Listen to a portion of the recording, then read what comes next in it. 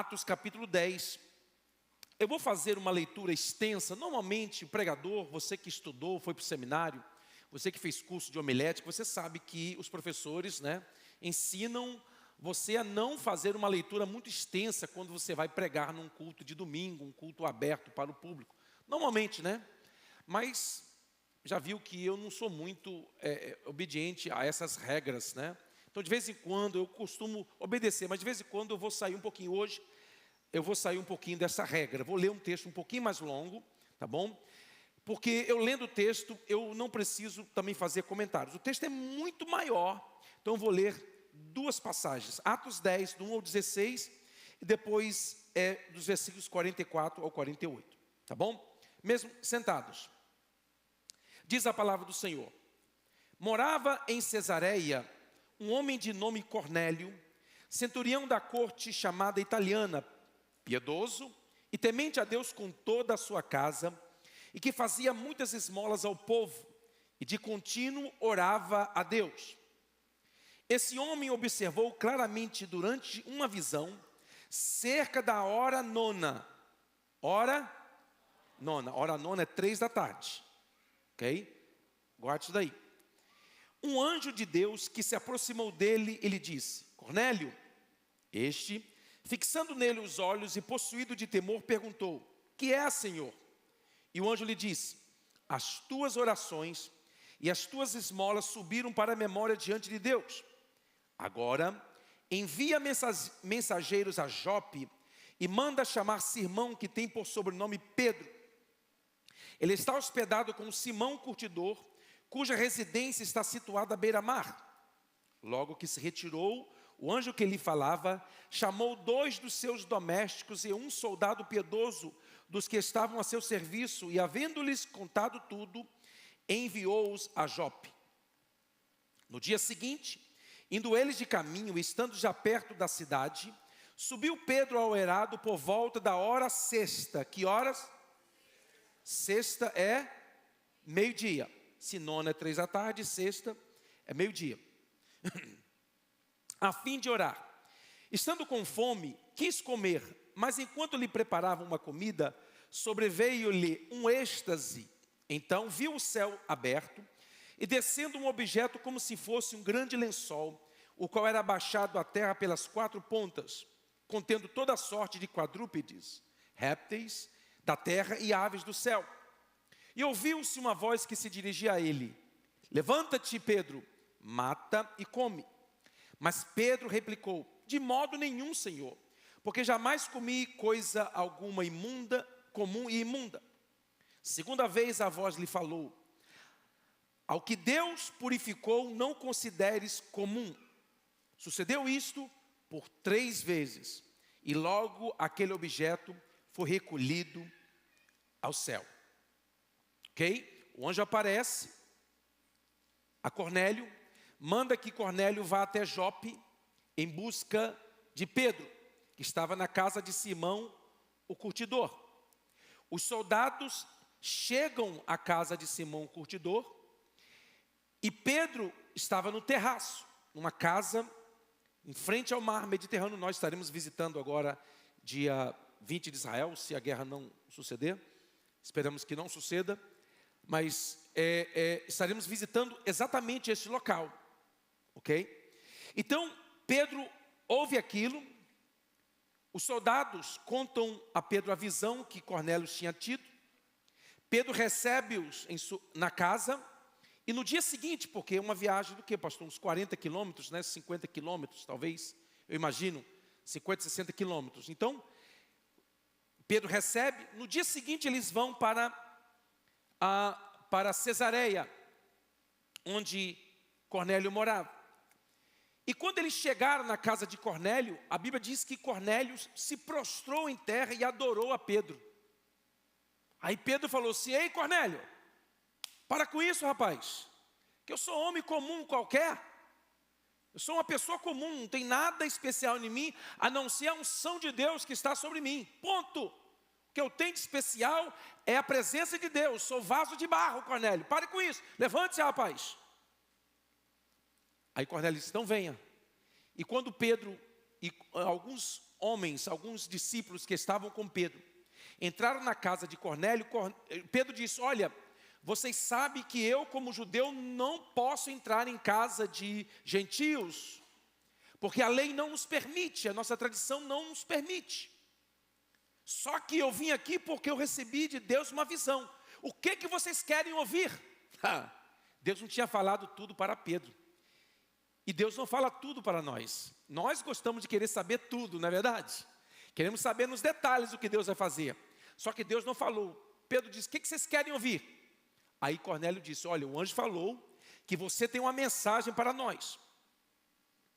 Aí Pedro então começou a pregar. Aí Pedro levantou a voz e disse: ei, vocês saibam de que Jesus Cristo de Nazaré, que andou entre nós operando sinais e maravilhas, porque Deus era com ele, o Espírito Santo havia descido sobre ele e o capacitou para pregar, curar os enfermos, libertar os oprimidos de Satanás,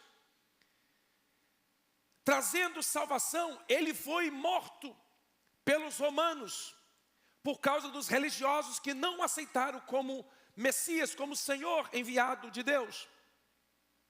Mas ao terceiro dia, Deus o levantou dentre os mortos, o Espírito do Senhor o levantou dentre os mortos, e nós somos testemunhas oculares, porque nós ficamos com Ele, caminhamos com Ele, após a sua ressurreição, e Ele nos passou ensinamentos para que nós pregássemos o Evangelho. Diz a Bíblia que enquanto Pedro falava, versículo 44, agora, capítulo 10. Ainda Pedro falava estas coisas, quando, bum, caiu o Espírito sobre todos que ouviam a palavra. E os fiéis que eram da circuncisão, que vieram com Pedro, admiraram-se, porque também sobre os gentios foi derramado o dom do Espírito Santo. Pois os ouviam falando em...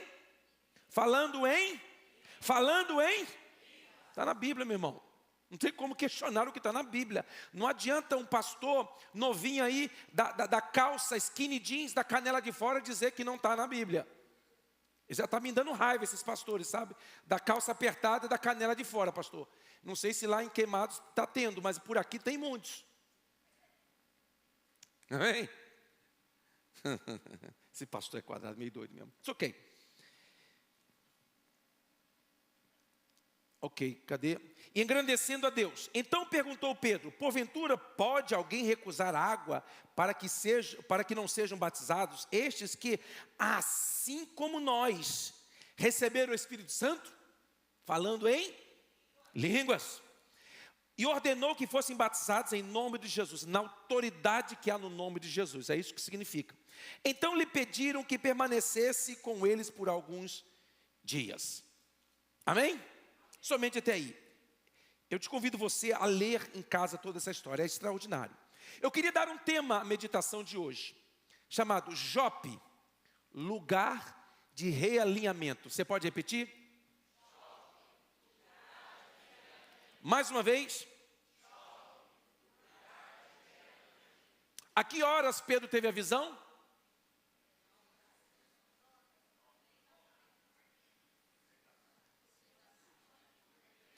Que horas Cornélio teve a visão?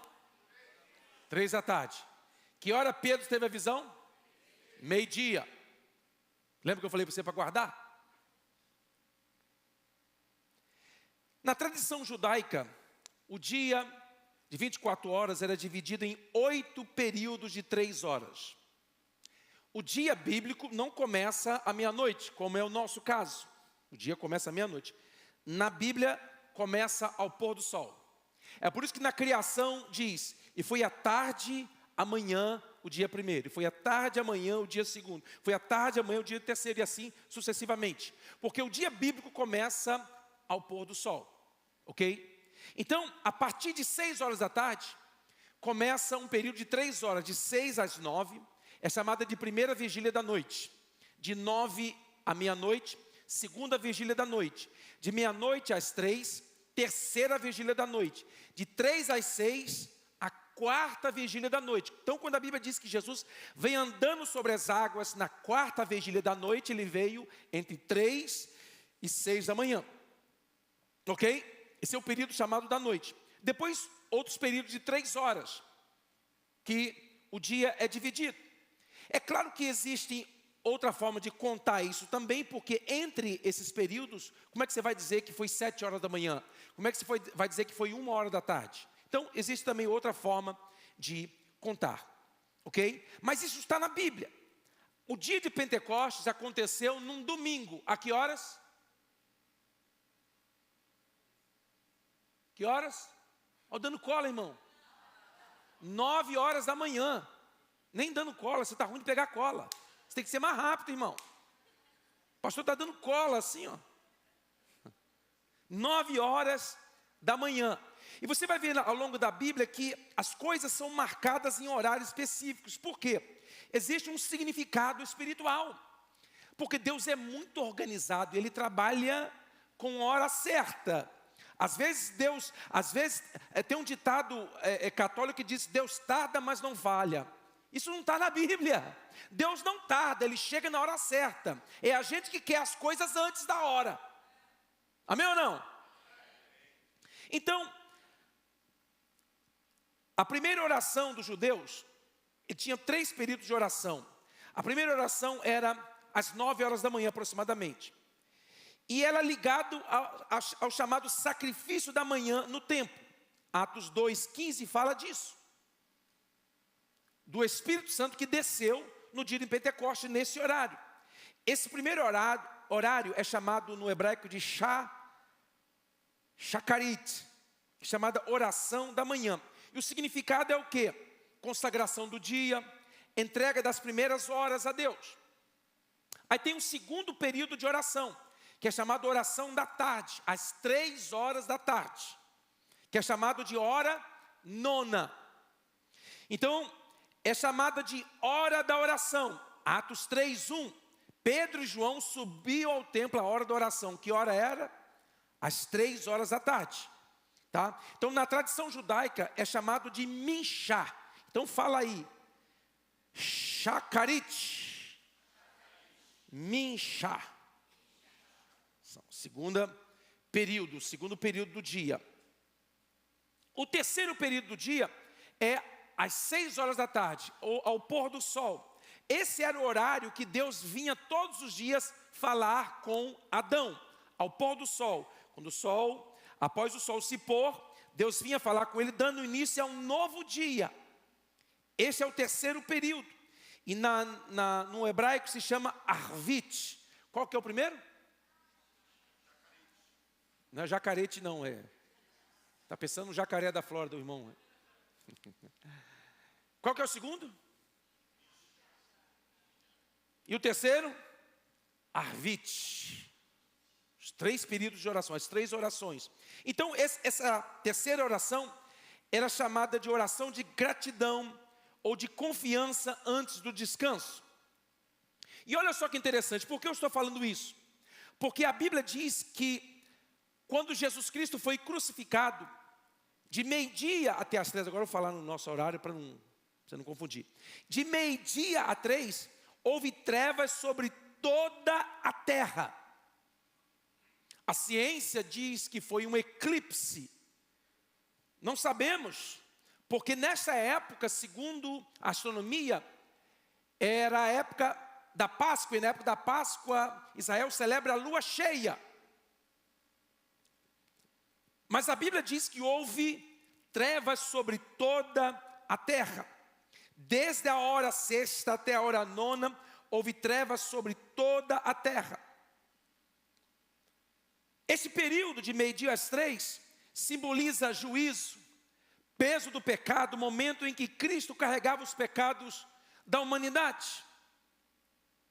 Isso estava profetizado em Amós 8:9, quando diz que o sol se escureceria ao meio-dia, estava profetizado.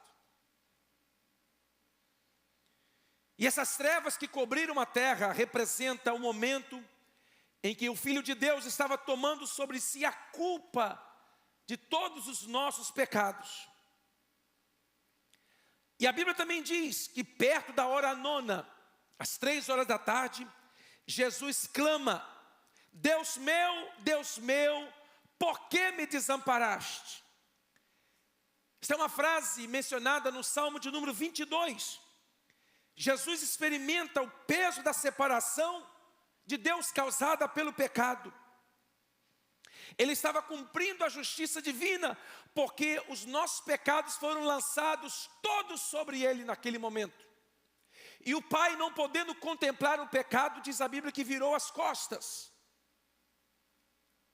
Este era o local onde o pecado da humanidade seria lançado, e nesse momento estavam todos sobre Jesus, e o Pai virou as costas. Quando Cristo clama e rende o Espírito ao Pai, Ele entrega o seu Espírito ao seu Pai e Ele morre. A partir daquele momento, o pecado da humanidade foi lançado todo para aquele lugar, quando Deus se volta para o Filho que está sepultado num túmulo. O nosso Senhor assumiu a culpa de todos nós ali. Ele carregou sobre si os nossos pecados, as nossas dores. E Ele, sendo crucificado na cruz do Calvário, Ele pregou a cédula que era contra nós, a nossa dívida impagável por nós. Ele paga o preço da nossa redenção ali na cruz, quando se entrega pelos nossos pecados. A Bíblia diz que quando Jesus Cristo brada na cruz pela última vez, o véu do templo se rasgou de alto a baixo. Um véu espesso, que jamais alguém conseguiria rasgá-lo com suas mãos. A Bíblia diz que o véu do templo foi rasgado de alto a baixo, mostrando que a salvação era providência divina. Não era uma tentativa do homem chegar até Deus, mas era Deus descendo até nós. O véu rasgado do templo de alto a baixo serviu para denunciar a falsidade e a hipocrisia dos religiosos. Por quê? Porque a arca que simbolizava a presença de Deus não estava no lugar santíssimo. A arca que simbolizava a presença de Deus havia sumido, e o último registro da arca foi nos tempos de Jeremias, o profeta, aproximadamente 500 e poucos anos antes de Cristo. A partir de então não se houve menção mais da arca da aliança. Disseram que um Indiana Jones achou ela, mas não é verdade.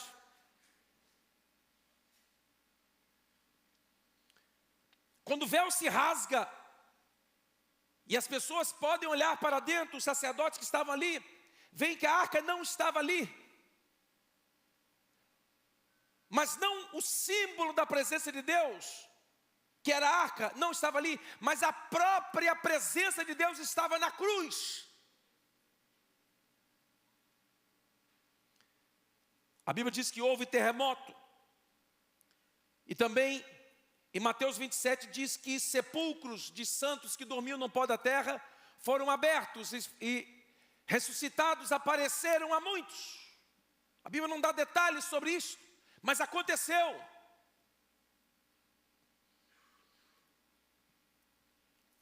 O peso do pecado caiu sobre o nosso Cristo. Ele assume o nosso preço. E Ele consuma a obra da redenção quando disse: está consumado. Aí você diz: pastor, por que você está falando tudo isso? É porque o texto que nós lemos menciona claramente que Pedro teve uma visão ao meio-dia. Cornélio teve uma visão às 3 horas da tarde. E eu aprendo algumas lições neste lugar, em Jope. Algumas lições que eu aprendo neste lugar. Primeiro, nós precisamos ser guiados pelo Espírito a Jope. Porque quando Pedro recebeu a visão na casa de Simão, E os servos de Cornélio chegaram na casa. O Espírito Santo disse: Pedro, não temas em ir com eles, porque eu os enviei. Vá com eles. Jope é lugar de realinhamento. É lugar de nós aprendermos a sermos guiados pelo Espírito. Quando nós somos guiados pelas nossas vontades, nós tendemos a errar, a falhar. Porque a Bíblia diz: enganoso é o coração humano. Precisamos ser guiados pelo Espírito, precisamos ouvir a direção do Espírito. Jope significa lugar de ouvir a direção de Deus, lugar de ouvir o novo de Deus.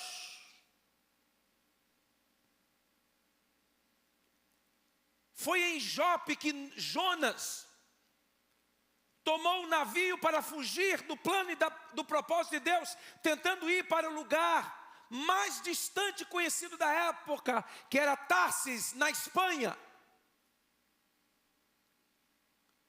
Mas a Bíblia diz que Deus enviou naquele mar uma tempestade e um grande peixe, uma baleia. Ah, pastor, mas a Bíblia não diz que foi a baleia. Ah, então foi um lambari.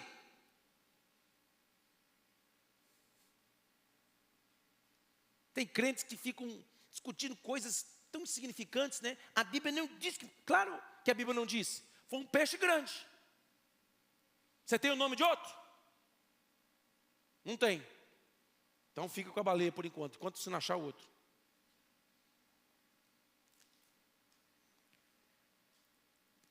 E o peixe engoliu Jonas e trouxe Jonas de volta até a praia de Jope. Porque às vezes nós queremos, quando às vezes erramos na direção de Deus, nós queremos voltar onde nós estávamos, ou continuar. Deus disse: não, vai voltar onde você errou, onde você não entendeu a direção de Deus. Você vai voltar dali. E o peixe trouxe e vomitou Jonas ali na praia de Jope. Um irmão que não sabia, que não conhecia a geografia bíblica, disse que o peixe vomitou Jonas nas praias de Nínive. Aí o povo que não conhece Bíblia, não conhece geografia: ah, glória! Meu irmão, Nínive está a mais de 500 quilômetros para dentro da terra.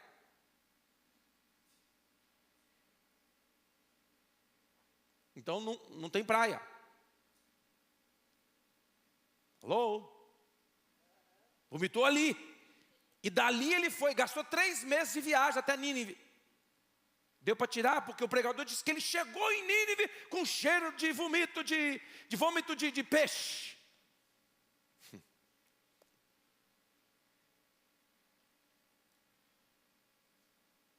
Ali, Jonas partiu para os gentios e pregou uma mensagem durante 40 dias, e a Bíblia diz que 120 mil pessoas se converteram. Você achou que no Velho Testamento só havia conversão dentro do povo de Deus? Não, milhares de pessoas se converteram fora do povo de Israel. Este sempre foi o propósito e o plano de Deus. Mas o povo de Israel, eles se fecharam e não compartilhavam a mensagem de Deus. E o mesmo acontecia aqui.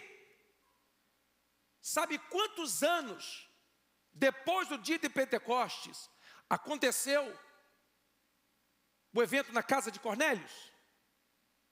Pasmem vocês, 8 a 10 anos depois. E foi a primeira vez que o evangelho foi pregado para os gentios oficialmente. 8 anos depois do dia de Pentecostes, os judeus estavam fazendo a mesma coisa com a lei que eles receberam. Se fecharam e disseram: não, esse trem é nosso, esse trem é só para nós não vamos compartilhar isso. 8 anos depois do dia de Pentecostes, e o Espírito Santo precisou intervir, dizendo para Pedro: Pedro, você está preso a tradições humanas, você está com a cabeça engessada, Pedro. Você está preso a regras, a paradigmas, a tradições de homens. Pedro, eu quero te levar a um caminho novo. Eu quero fazer algo novo. E eu não estou preso à sua tradição, Pedro. Jope significa lugar de quebra de paradigmas. Por quê, pastor? Para experimentarmos o novo de Deus, nós vamos precisar abrir mão das nossas tradições vazias. Ah, pastor, quer dizer que temos que abandonar tudo? Não, não. O que é bom nós devemos reter. Mas aquilo que é tradição, que engessa a nossa cabeça, que não permitimos que Deus faça. Ah, mas eu nunca vi Deus fazer isso. Então está fora, Deus não faz isso. Aí eu nunca vi Deus restaurar dente de ouro nas pessoas. Uma época lá em Boston tinha um pastor que tinha uma unção que ele orava, as pessoas recebiam restauração de dente de ouro. Aí na época eu lembro disso, muita gente falou assim, essa coisa não é de Deus. Não, não é de Deus, porque a gente nunca viu isso, porque tem dentista, não precisa de gente, Deus fazer o que o ser humano faz. Mas como é que restaura na hora, sem anestesia? E de ouro. Esses crentes da cabeça engessada, eles acreditam que se fosse dente de pau, eles acreditavam. Mas como é dente de ouro, eles não acreditam. E eu também era um desses que não acreditava. Confesso vocês, já confessei várias vezes, só estou avisando vocês que eu também não aceitava. Até um dia que eu vi uma irmã lá receber 16 restaurações de dente, de ouro. Eu vi, não me contaram não, eu estava presente no culto, eu vi. Eu andava com esse pastor, eu andava para lá, orei umas 200 vezes para o meu dente ser obturado de ouro, nenhum foi. Gastei uma grana com ele, andando para lá e para cá, não consegui nenhum, pastor. E o povo vinha para o culto com a boca fechada, recebia. Eu ficava brabo. Aí eu passei a crer também. Aí eu falei, pastor, por que você ora? E quando você ora, você manda vir anjo, arcanjo, serafim, querubim? Pastor, não pode, pastor, serafim fica lá no céu. Aí ele falou assim para mim, e eu não quero nem saber. Porque eu pedi a Deus para Deus me revelar como Ele faz, Ele falou que é mistério. Então eu mando vir todo mundo. Foi o que Ele falou para mim. Que nem saber. Miguel, Gabriel, serafins. Ele orava, não estou nem aí. Então eu recebi esse choque para quê? Pá! Às vezes nós trazemos as nossas tradições e pegamos aquilo que nós aprendemos e colocamos acima do novo de Deus. Fazia 8 anos, há 10 anos, que o Espírito Santo havia descido um dia de Pentecostes e o povo estava ali, andando em volta ali, ó, andando em volta. Sabe o que Deus fez? Levou Pedro a Jope. Jope é lugar de realinhamento. E eu venho trazer uma boa notícia para você. Hoje aqui é Jope. É um lugar de realinhamento espiritual. Você vai precisar deixar de lado um pouco as suas tradições, aquilo que você aprendeu, que você jurava que aquilo estava certo. E você vai ter que dizer, Senhor, eu achava, mas agora eu quero ouvir a tua voz. Fala, porque teu servo ouve. Jope é lugar de realinhamento. E a igreja do Senhor na terra, a aba está vivendo um tempo de realinhamento. Um tempo em que nós precisamos parar e dizer, meu Deus, quanta coisa nós perdemos. Em nome de uma tradição que nós aprendemos, ficamos impedindo Deus de agir, achando que Deus só pode curar se o pastor fulano de tal orar. Se o pastor entrar por trás com um paletó cheio de espelho, aí tadã, aí criamos um evangelho hollywoodiano, cheio de purpurina gospel. É por isso que esse evangelho cansa, está cansando o povo. Esse evangelho que é vazio, que está cheio de gente famosa, de personalidades cristãs, quando na verdade nós tínhamos que andar com a cara no pó da terra, humilhado diante de Deus. E quando eu prego isso, alguns obreiros acham ruim comigo, não daqui. Não, pastor, você abate muita gente que é pastor, fala muito mal da gente. Por que, pastor, você não tem uma cadeira alta e senta aqui num alto e sublime trono para que todos sejam vistos? E Deus me chamou para andar na contramão desse sistema. O que nós temos de especial aqui na igreja não é o pastor da igreja, é o Senhor que esta igreja serve. É só Ele que merece ser aplaudido, glorificado, elogiado.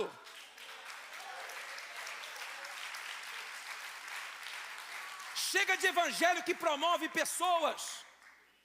Chega de evangelho que torna cantores e pastores famosos.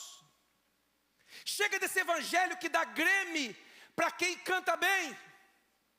Olha, não vou falar mais nada, tá? Só isso.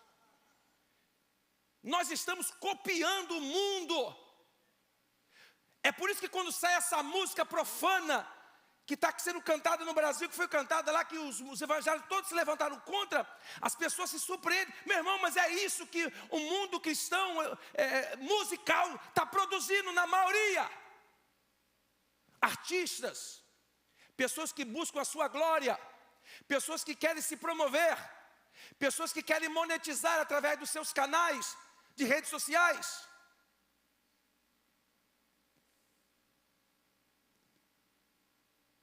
E nós muitas das vezes nos prendemos a um sistema e ficamos presos ao sistema, achando que é isso que nós precisamos fazer. Que o que nós precisamos é de reconhecimento, de ser reconhecidos e conhecidos. Precisamos ser reconhecidos, pastor. Meu irmão, o lugar de ser reconhecido é no ML.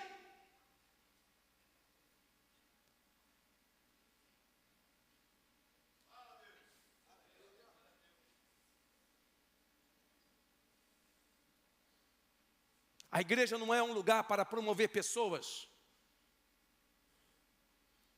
A igreja não é um lugar para promover tradições.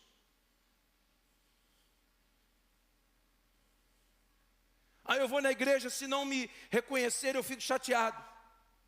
Meu irmão, esse é o evangelho que é produzido por essa geração que está presa a tradições, a finanças. Eles querem se beneficiar financeiramente de tudo que fazem. Porque a visão é o quê? É a promoção pessoal. Aí quando se prega um evangelho que só glorifica e só promove o nome de Jesus, ofendem. E o culpado não são eles, são o povo que alimenta esses monstros espirituais. O culpado é o povo que compra, que paga, que vai atrás, que paga ingresso para ver. Por quê? Porque são pessoas que estão engessadas pelo sistema. Jope significa, Deus está levando Pedro. Pedro, eu sei que vocês não comem carne de animais impuros. Pedro, eu não estou falando disso, Pedro. Eu não estou mandando você comer carne de porco, Pedro. Entenda a visão. Não contamine, não chame de impuro aquilo que Deus santificou, Pedro. Pedro, eu tenho uma direção para vocês alcançarem o mundo. Vocês estão presos aí fazem 8 a 10 anos que vocês estão rodando em círculo aí. Eu quero que o evangelho alcance lá na Flórida, aquele povo. E se vocês ficarem aí, vocês vão perder a oportunidade. É hora de realinhar.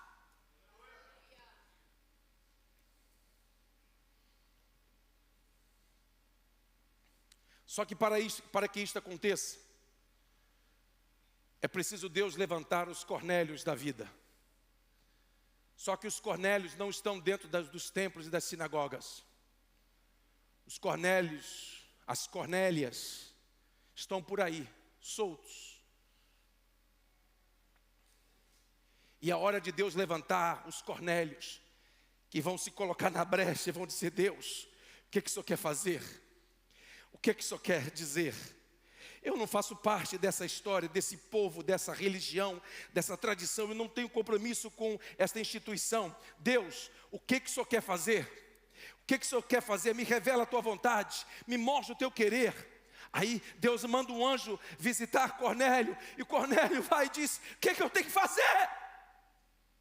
Aí o anjo diz: olha, chama Pedro.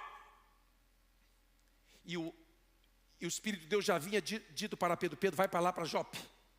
Pedro achou que ia para uma casa na beira do mar. Vocês vão ver lá, os irmãos que foram conosco. É na beira do mar. Coisa boa. Como eu gostaria de morar, não tenho condições, mas como eu gostaria. Você, se morasse na beira da praia, você ficar exaltado?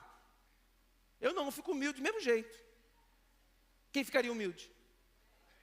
Eu também. Dormir com barulho, chua, chua, chua. Tem gente que se exalta, eu não me exalto, mas é muito caro. Aí Pedro, acho que vou tirar um tempo de descanso, foi lá, subiu no terraço, vou orar um pouquinho enquanto está fazendo a marmita ali. Aí o Espírito falou: Pedro, eu não trouxe você aqui para encher a barriga. Ei Pedro, eu te trouxe aqui para abrir os céus para você. Porque Jope é um lugar de realinhamento. Foi em Jope que eu trouxe o profeta de volta aqui, para ele ir para os gentios. E vai ser agora em Jope que o evangelho será aberto para os gentios. Pedro, mas eu nunca entrei em casa de pecador. Pedro, é o que você aprendeu. Pedro, isso é tradição humana. Pedro, o que eu tenho para você é algo novo. Eu trouxe você a Jope para realinhar, para que você possa entender o meu propósito. Pedro, fazem 8 anos que vocês estão falando língua estranha aqui dentro de Israel. Pedro, eu tenho mais para fazer. Eu tenho mais para fazer. Não está limitado ao que você sabe, Pedro. Não está limitado à sua experiência, Pedro. Não está limitado àquilo que você já viu, Pedro. Tem coisas maiores para fazer. Aonde estão os Cornélios dessa geração? Aonde estão aqueles que vão se colocar diante de Deus sem entender muita coisa de Deus?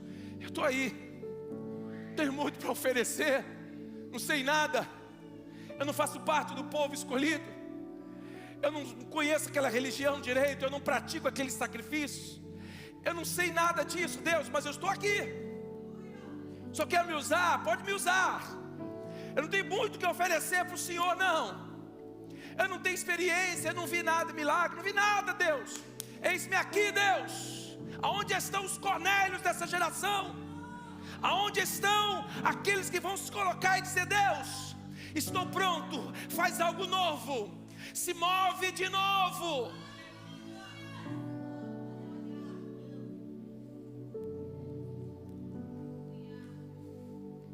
Eu e você precisamos orar, porque às vezes nós estamos pedindo: Deus, faz o nome da aba conhecido. Deus, faz o meu nome também ser conhecido junto, que aproveito que eu vou e ganho um dinheirinho junto. Eu acho que Deus deve ficar rindo com essas orações que a gente faz. E às vezes a gente veste ela de humildade e fala: Deus, eu não quero nada, mas faz. Mas enquanto tem uns que estão buscando os seus interesses, Deus está trabalhando na vida dos Cornélios. Gente que não tem muito para oferecer para Deus. Gente, quem sabe nesse país que está aqui, está até sem documento, está dizendo: Deus, o que eu posso te oferecer? O que o Senhor quer de mim? Por que o Senhor me trouxe aqui? Por que o Senhor me tirou do conforto da minha família, dos meus amigos, do meu convívio, do meu trabalho? Por que o Senhor me tirou de lá? Me trouxe aqui, agora eu estou sem documento. O que o Senhor quer de mim? O que o Senhor quer de mim? O que o Senhor quer que eu faça? Deus, me mostre a tua vontade, me revele a tua vontade. Deus vai dizer o que disse para Cornélio: Cornélio, mesmo você sem saber, as tuas orações subiram diante de Deus. E Deus viu a sinceridade do seu coração.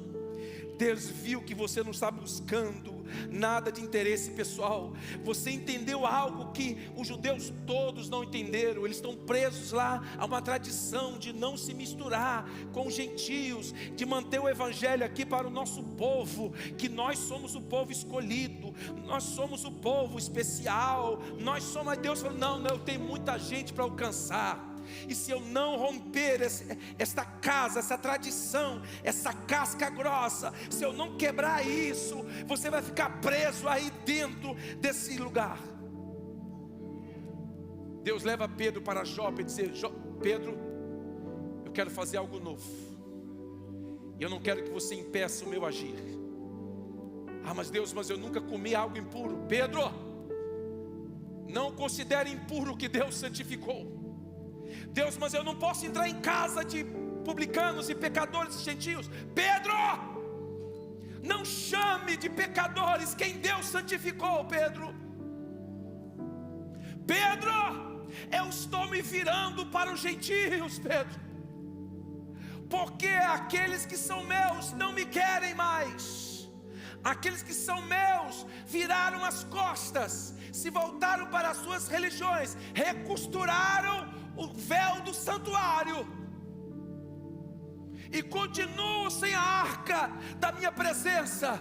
Estão praticando religião, vazios e distantes. Pedro, eu tenho um povo entre os gentios, e esse povo vai me adorar, esse povo vai me glorificar. Pedro, eu quero esse povo de volta.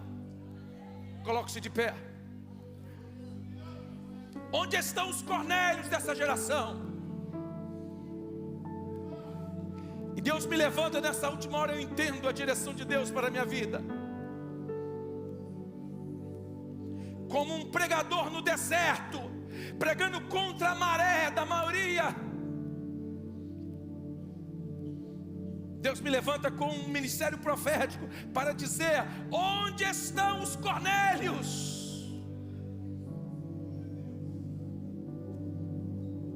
Onde estão aqueles que vão se posicionar? Onde estão aqueles? Aí você diz: pastor, mas não é ninguém do povo escolhido, do povo separado, do povo que tem a tradição do movimento pentecostal?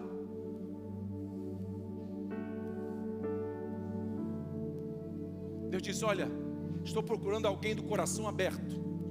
Onde está esse povo do coração aberto? Povo simples, povo que acredita, povo que diz: Deus, faz, Senhor, faz outra vez. Diz a história que o maior avivamento pentecostal, depois do dia de Pentecostes, aconteceu aqui nos Estados Unidos, na Rua Azusa, chamado Avivamento da Rua Azusa. O pregador que Deus usou era um negro americano, cego de um olho, filho de escravos. E ele, querendo conhecer a palavra de Deus, querendo conhecer acerca do mover de Deus, eles não permitiam que ele ficasse dentro da classe junto com os brancos. Aí o pregador do seminário, que não aceitava aquilo, dizia: não pode ser assim. Mas o racismo muito forte nesse país. Aí ele disse: então vamos fazer o seguinte, vamos deixar ele do lado de fora, eu vou abrir a porta, uma fresta. E William Seymour aceitou, ao invés de ficar protestando contra o racismo, protestando contra a indiferença, a desigualdade social, ele sentou do lado de fora da classe e ficou ouvindo acerca do mover de Deus. E ele ouvia aquele pregador falando, e o Espírito Santo veio, porque a Bíblia diz que a fé vem pelo ouvir, e a Bíblia diz que ele foi cheio do Espírito Santo. E após ele ser cheio do Espírito Santo, ele começou a reunir as pessoas numa casa. Eu estive nessa casa lá na Califórnia. A casa está lá até hoje, os instrumentos estão lá até hoje. E se reuniam os negros americanos e hispanos que estavam lá. Os brancos da época, mesmo cristãos, não se misturavam. Aí o poder de Deus começou a tomar conta, e milagres extraordinários aconteciam. Recriação de membros do corpo. Pessoas que não tinham o braço crescia com dedo e unha, tudo. Não, você está querendo que Jesus cura só de dor de cabeça, né? Ai, Jesus está com dor de cabeça aqui. Recriação de órgãos. Aí depois eles foram para um galpão, que era um estábulo de animais. Eles limparam aquele galpão, tamanho dessa igreja. E as pessoas ficavam em pé, porque não tinha lugar para sentar, por horas e horas e horas, cantando ao ritmo de instrumentos de percussão. Porque os negros americanos não podiam ter instrumentos acústicos. Tinha só pandeiro, baterias, instrumento de percussão. Por isso que até hoje eles são mais animados que os brancos americanos. Aí você fala, mas como assim? E onde que o pastor William Seymour ficava? Diz a história, está escrito.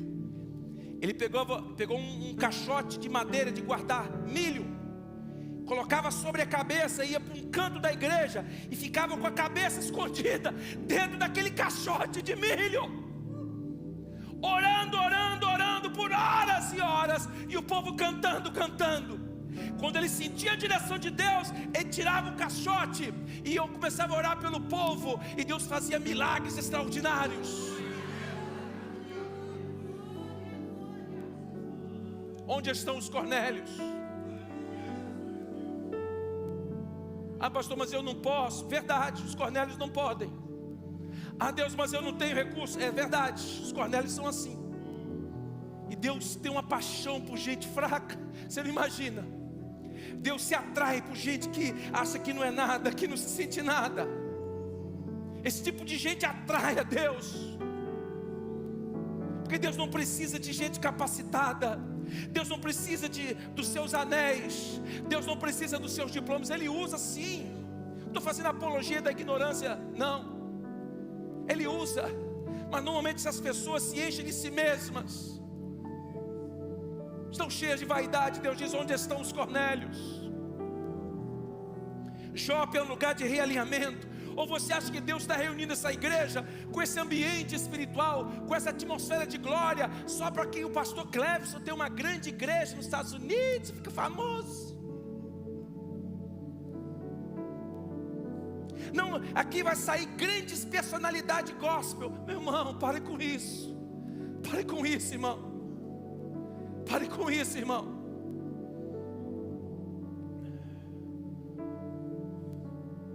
Onde estão os Cornélios? Quem sabe você é um Cornélio que Deus quer levantar. Você diz, mas eu não tenho nada, pastor, para oferecer. Eu não sei nada. Verdade, é assim mesmo. Porque quando Deus quer fazer coisa grande, Ele chama aqueles que não são. Ele chama os fracos. Ele chama aqueles que não têm. E Ele capacita. Aí quando Ele usa, as pessoas olham e dizem, só pode ser Deus. Só pode ser Deus. Alguns pastores perguntam, pastor, como é que você conseguiu uma igreja dessa? Alguém me perguntou isso ontem, pastor, como é que você conseguiu ter uma igreja dessa? Eu não sabia o que dizer. Eu não tinha uma explicação. Meu nome não é famoso. Eu não tenho seguidores nas redes sociais. Nós não temos uma empresa de marketing. Ainda prego umas mensagens duras ainda. Meu Deus, parece que estou tudo errado. Me explica, pastor, o crescimento da igreja. Não sei. Como é que você consegue fazer 2 cultos? Não sei.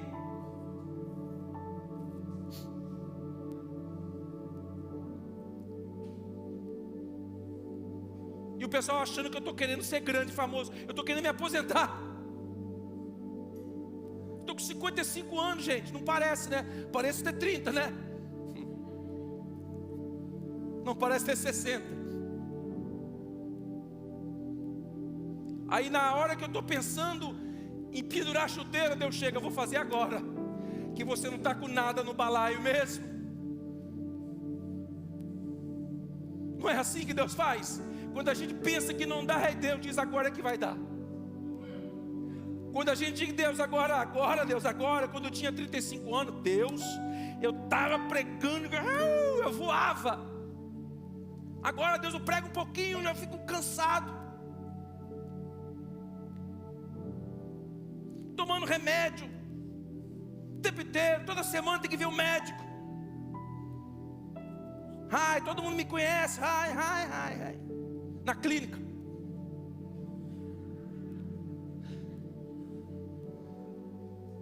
Aí você diz: Deus, agora Deus, já estou preparando alguém para me substituir. Eu só venho agora dizer que vai agora. Agora, Deus. Tem que tomar injeção na barriga para baixar a diabetes. Detesto injeção, mesmo que seja para emagrecer. Detesto. Toda vez que eu tenho que tomar, eu choro de medo. Morro de medo. Aí Deus falou: cuida da sua saúde que eu vou te usar a partir de agora. Eu falei: mas Deus, agora eu quero viajar com a minha mulher. Quero viajar, Deus. É porque quando Deus levanta os Cornélios não tem muito o que oferecer.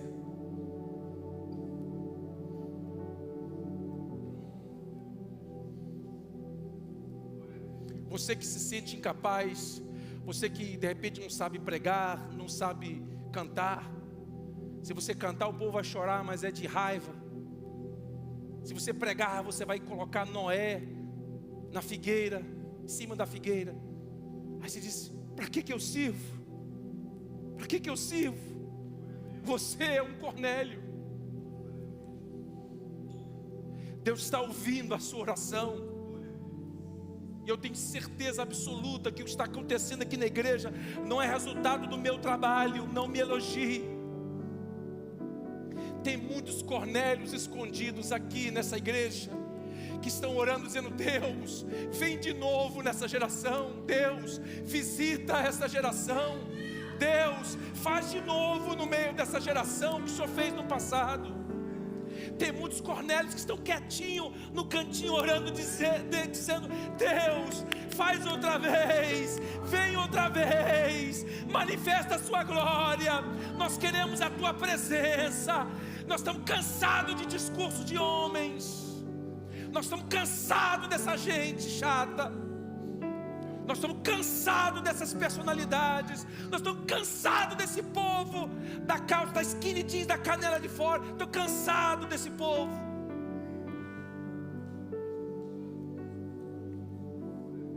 Eu não sei se eu estou sendo muito exagerado aqui, mas é assim o que eu penso. E Deus está dizendo: eu vou fazer, eu vou realizar. E quanto mais Deus fala isso, mais eu me quebranto, mais eu me humilho.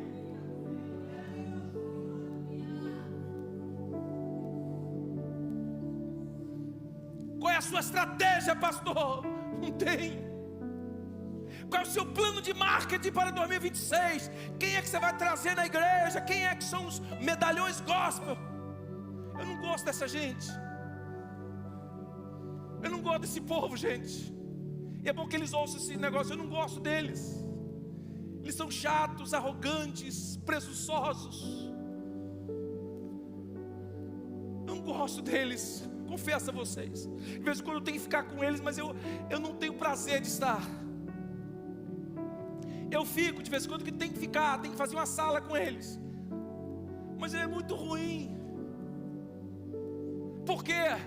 Porque eu me sinto um Cornélio no meio dessa geração, dizendo: Deus, faz de novo, Deus. Se eu estiver na frente, tira, Deus. Não deixe que eu atrapalhe o teu mover. Não deixe que eu entre na frente e atrapalhe o agir do teu Espírito. Deus, faz de novo. E eu quero orar antes de encerrar, para que, quem sabe, se tem alguém aqui assim, talvez o que eu estou pregando é exagerado demais para você. É um evangelho quadrado demais. Eu sei, eu entendo. Eu fui assembleanossauro Rex durante muitos anos. Eu entendo o que você está falando. Eu vim de dentro do sistema, da tradição. Quando criança, eu usava blusa que cobria o cotovelo e tinha que cobrir a canela, senão era pecado. Eu jogava bola de blusa cobrindo o cotovelo e a canela. Quando eu puxava a manga assim, minha mãe via e falava: Clevison, olha a santidade, meu filho. Aí eu puxava de volta e canelada nos outros.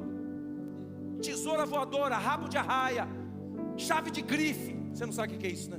Você não foi do seu tempo. Você joga bola no tapete, você jogou no tapete, né? criado por vó. Não come isso, não come aquilo, não come aquilo, não come aquilo.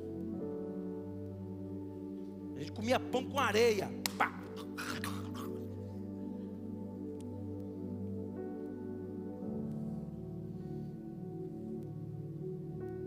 Jope, lugar de realinhamento espiritual. O que Deus está te falando? Ah, pastor, mas Deus está me dando uma direção que não é o que eu aprendi. Vai mudar os princípios da palavra? Não. Então, você pode fazer assim. Ah, não, mas eu aprendi assim, vou morrer assim. Então morre. Não vou fazer do outro jeito. Eu não vou falar língua estranha, porque língua estranha não é de Deus. Então, fique sem falar. Fale só português. Mas tem os Cornélios da vida ainda. E Deus te trouxe para este país e você achou que veio para cá para ganhar dólar, né? Certo? Deus colocou o Benjamin Franklin no anzol e veio puxando. E você veio correndo, catando cavaco. E Deus veio puxando. Para uns o dólar veio voando. Para outros o dólar entrou correndo. Para outros o dólar entrou nadando. Rio Grande. Mas você chegou aqui. Aí você chegou aqui. Cadê o dólar? Cadê? Aí Deus te coloca aqui na igreja, com esse pastor meio doido. Com esse pastor que fala mal de todo mundo que é grande. Esse pastor que critica todo mundo que pensa ser grande. Fala, mas Deus, eu queria uma igreja que me posicionasse, me colocasse para cima. Não precisamos para cima. Nós precisamos para baixo. Nós precisamos nos humilhar, voltar a colocar a boca no pó da terra, voltar a chorar nos cultos, voltar a manchar a maquiagem nos cultos, voltar a descabelar nos cultos. Nós estamos precisando voltar à origem, voltar. Ah, o horário já passou aí, nem vi. Meu Deus do céu. Mas eu vou orar então. Jope, lugar de realinhamento espiritual. Você que precisa da direção de Deus para a sua vida. Você que entende que Deus está falando com você. Você que entende que Deus tem algo na sua vida e você não sabe o que é. Você não sabe, você não entendeu. Mas você sabe que Deus tem algo na sua vida. Você precisa se posicionar diante de Deus. Dizer, Deus, eis-me aqui, eu vou obedecer. E o Espírito vai dizer, chama a Simão Pedro. Chama Simão Pedro, que ele vai te falar o que você precisa ouvir. E você vai ter que se humilhar. Você que disse que não se misturava com aquela raça, você que não se misturava com aquele povo, você que dizia, eu jamais vou para uma igreja pentecostal dar glória a Deus, eu jamais vou entrar num culto e vou levantar minhas mãos, eu jamais vou borrar minha maquiagem, vou me despentear o cabelo num culto, eu jamais. Aí Deus tem que dizer, vai falar com Simão Pedro, porque ele tem o que dizer para você. Aí o Pedro chega lá, o que vocês querem? Pedro também não sabia, porque Deus trabalha assim. Deus trabalha e flui, a sua unção ela flui na fraqueza do homem. É onde a graça dele nos basta, é onde o poder dele se aperfeiçoa.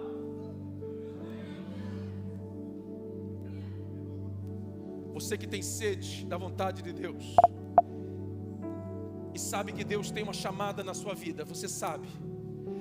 Quem sabe você ainda não entendeu plenamente o propósito de Deus, mas você sabe, diz, Deus, eis-me aqui. Que você quer dizer, Deus, eu estou aqui. Eu não sei muita coisa, eu não entendi tudo, eu não sei dos detalhes, eu só sei que o Senhor me mandou para Jope, o Senhor me mandou para aqui. Eu só sei que eu preciso estar nesse lugar, na hora certa, no momento certo. Aqui é a minha Jope. Eu preciso estar neste lugar, para quê? Para que eu possa entender a tua direção. Enquanto eu te busco, o Senhor vai mandar a direção. Enquanto eu te procuro, a tua presença se manifestará, trazendo direção para nós. Tem alguém assim? Que diz, pastor, eu quero entender a vontade de Deus da minha vida. Eu estou neste lugar de realinhamento espiritual. Se há, levante a sua mão. Você tem passado por problemas, por adversidades, por aflições, e você tem achado que isso é o diabo querendo te destruir. Não, não, é Deus permitindo as adversidades para te preparar para um momento especial da sua vida. É o Espírito Santo de Deus se preparando para algo grande que Ele quer fazer através de você. E você fica achando que algo grande é ser famoso, algo grande é pegar o microfone. Meu irmão, esse lugar é muito concorrido. Que você precisa entender a vontade de Deus para a sua vida e dizer: Deus, eis-me aqui,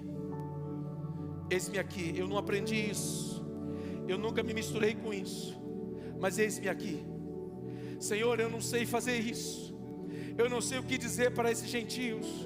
Pedro, quem sabe, viajando para Cesareia, andando lá num cavalo, na carruagem, num jumento, não sei, andando e dizer: Deus, o que eu vou dizer para esse povo? O que eu vou dizer para esse povo? O que eu vou dizer para esse povo? O que eu vou falar para esse povo? O que eu tenho para dizer? Não tenho nada para dizer. Deus, eu não gosto desse povo, eu não me misturo com esse povo não é povo teu escolhido, esse povo não presta, esse povo são cachorros. O que eu vou falar para esse povo? Por que você está me mandando pregar para esse povo? Deus, eu não tenho o que falar, me fala o que eu tenho que dizer. Deus não falou nada. Quando Pedro chegou na casa, falou: para que vocês me chamaram? Deus não tinha falado nada. Às vezes nós temos que andar, dar passos de fé, para depois Deus nos dar a direção. Às vezes você tem que step out of the boat, sair do barco. Quando você sai do barco, Deus diz: agora você não vai afundar. Aí você diz: mas e a água? Não interessa, sai do barco. Mas a água eu vou afundar. Não, sai do barco. Quando você sai do barco, a água te sustenta. Por quê? Porque Deus age quando nós expressamos a nossa fé. A nossa fé.